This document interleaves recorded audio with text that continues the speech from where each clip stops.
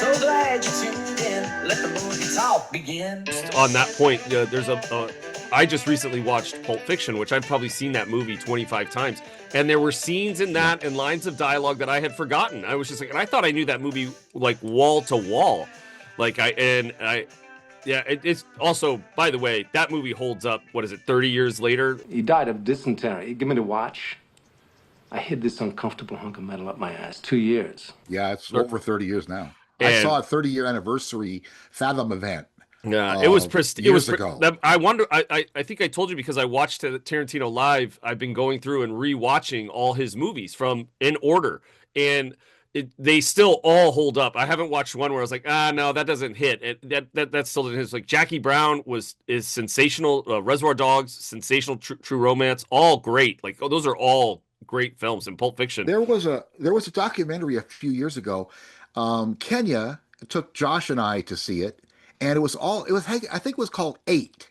And it was the 8 films that Tarantino had made up to that point. And, like a documentary about the making of those films and people talking about being in those movies. And it was cool. That's really cool. We saw it in the theater.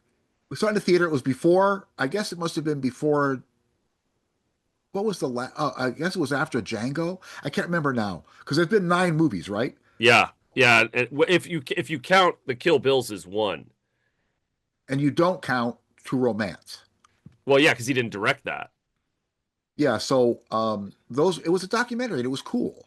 And I remember one of the things I loved about it was Michael Madsen talking about when they were in Reservoir Dogs, it was low budget, and he asked everybody to wear black pants and black shoes, and they had to wear their own shit. And Steve Buscemi wears black jeans in it because that's all he had.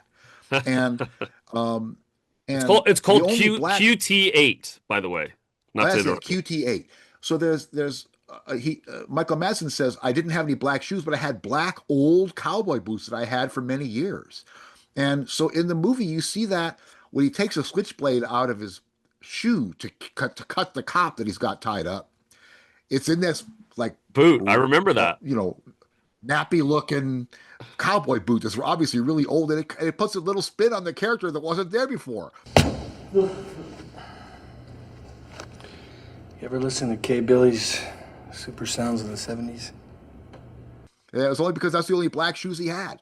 Those kind of little things are neat. That's why I love. Yeah, I love that. It's funny that you bring up Michael Madsen. Over the weekend, I was in a short film. I acted in a short film, and it was called "I Kill Vampires," and it was like a horror comedy, kind of it's only 12 pages, but directed by friend of the show, Tom Conkle. And he cast me in it, and it was a lot of fun. I hadn't done anything like that in a while, so it was a lot of fun. But my thing was, he's like, how do you see this character? I go, he's kind of like a Michael Madsen character in a Tarantino movie. He's a little bit of a cowboy. He's kind of a hothead, and that's kind of how I thought of him.